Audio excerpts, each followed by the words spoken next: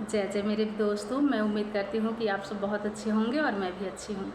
दोस्तों, आज सुबह सुबह मैं पेपर में पढ़ रही थी कबीर जी के दोहे। इतना सुंदर मुझे लगा कि मैं सोची कि इसके बारे में क्यों ना छोटी सी आप लोग से बात करी जाए। और मुझे बहुत अच्छा लगा इनके दोहे, और मैं उम्मीद करती हूँ कि आप लोग को भी बहुत पसंद आएगा। मैं लिखी कहानियाँ बनाई छोटी सी और आप लोग के सामने मैं रखना चाहती हूँ। आप लोग को भी बहुत अच्छा लगेगा। प्लीज़ पूरा देखें और कैसे लगी आपको ये कविता आप बताएं, ज़रूर बताएं। थोड़ी सी कहानी जैसे मैं बना के लिखी हूँ और मैं उम्मीद करती हूँ कि आप लोग को पसंद आएगी, तो प्लीज़ आप सुने। कबीर जी के सुंदर सुंदर वाणी और मन को प्रफुल्लित करें। तो चलिए हम सुनते हैं दोस्तों। पूजा करे सब कोई पर ईश्वर दिखता नहीं है। पूजा करे सब कोई पर ईश्वर दिखता नहीं। मंत्र पढ़े सब कोई भीतर शांति टिकती नहीं। ये सब बेकार है, क्या ये सब बेकार है? क्या कबीरा सच कह रहे हैं? पूरे जीवन में मंदिरों में सिर झुकाया, घंटी बजाई, व्रत तप पूजा पाठ तप किए, फिर भी भीतर खालीपन है। एक खालीपन का एहसास है मेरे दोस्तों। क्यों, क्या सच में सब व्यर्थ है? पूजा पाठ विधियाँ और परंपराएं क्या केवल दिखावे के लिए हैं, या फिर हम ही राह भटक गए हैं? हम इस प्रश्न को खोलेंगे, लेकिन सम्मान की बात है कि सम्मान इस बात का है कि हम कबीरा जी की आँखों से देखेंगे कितना सही है या कितना गलत है। एक संत की दृष्टि से जुड़ी आस्था की जड़ तक जाएंगे और आप आखिरी तक सुनेंगे मेरे दोस्तों, क्योंकि ये सिर्फ एक विचार नहीं है, आपके आत्मा का आईना है। क्या आपने कभी सोचा है ये चीज़ें?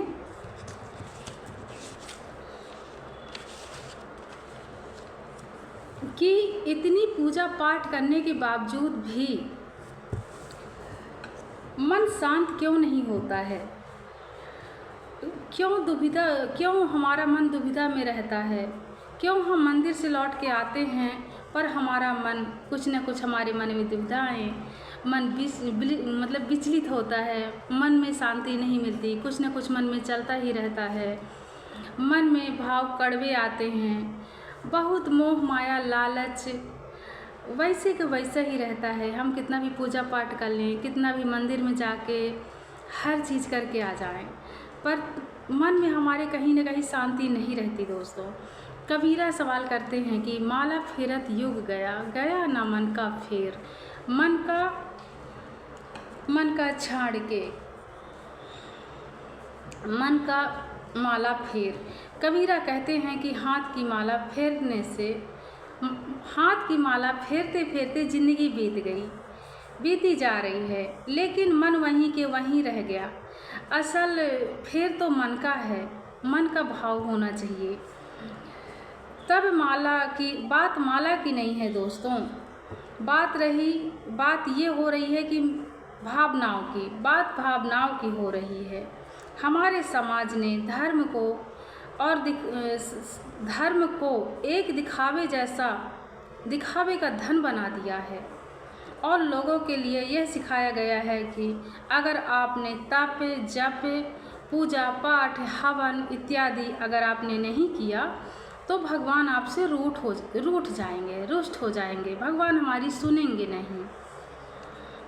अगर तुमने कोई परंपराएं तोड़ी तो पाप लग जाएगा। कोई बहुत ही बड़ी विशेष तिथियां अगर हम भूल गए तो हम ये सोचने लगते हैं कि हमारा दुर्भाग्य है कि हम भूल कैसे गए। सिर पर एक डर सा मंडराने लगता है, लगेगा कि धर्म अब आत्मा की शुद्धि के लिए है, बल्कि बाहरी धर्म कांडों का व्यापार बनता जा रहा है। पर कबीर जी इन ढकोसलों को नहीं मानते हैं। कबीर जी कहते हैं, पत्थर पूजे हरि मिले, मैं पूजूं पहाड़ तो मैं पूजूं पहाड़, घर की चक्की को कोई ना पूजे, जाको खाए संसार, जाको पीस के खाए संसार।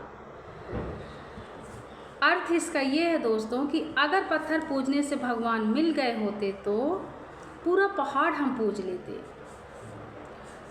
कम से कम चक्की तो संसार का अन्न पीसकर सबका पेट भर देती है, लेकिन मूर्तियाँ कबीर का संदेश साफ है कि ना ये मूर्तियाँ तो ये एक ऐसे माना गया है कि ये कर्मकांड के, बल्कि ये तो तुम्हारे भावों में सच्चे प्रेम आत्मा की पुकार के लिए है, पुकार में है। समाज की आंखों में जो ये प्रेम के नाम की धूल जमी हुई है, झोंका जा रहा है, और कबीरा उसे हटाने के लिए, कुछ दिखावे के लिए करते हैं, हटाने के लिए, आपकी आंखों से पर्दा हटाने के लिए बताया जा रहा है दोस्तों।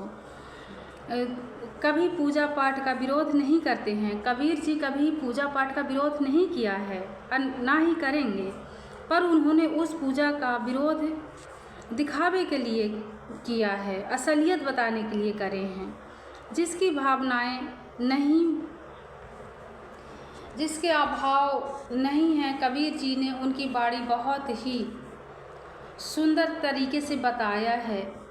और मेरे दोस्तों, मैं आप लोगों से ये पूछना, बस कबीर जी की बाणी बहुत ही सुंदर बाणी है, इसका कोई वो नहीं है कि पूजा पाठ आप ना करें, गलत सही है, ऐसा कोई नहीं है। बस कबीर जी को ऐसा लगा और वो अपना प्रस्ताव रखे, अपनी बात रखें। कहानी है दोस्तों, बहुत सारी कहानी हैं धर्म ग्रंथ में, हम कभी अगर जाएंगे इतनी सारी हैं कि शायद हमारा एक सदी बीत जाए, इतनी हमारी कहानियाँ हैं, इतनी धर्म ग्रंथों की कहानी हैं। और हमें ऐसे जब हम कहानियों में डूबने लगते हैं, कहानियाँ पढ़ते पढ़ते सुनने लगते हैं, तो ऐसे लगता है कि ये सच्चाई अभी तक हम कहाँ थे, हमारी सोच कहाँ थी कि हमें ये सब जानने को मौका क्यों नहीं मिला। और ये तो हमारी किताबों में था, जब हम बचपन में स्कूल जाते थे तो कबीर जी के दोहे पढ़ा करते थे, बहुत अच्छी लगा करती थी।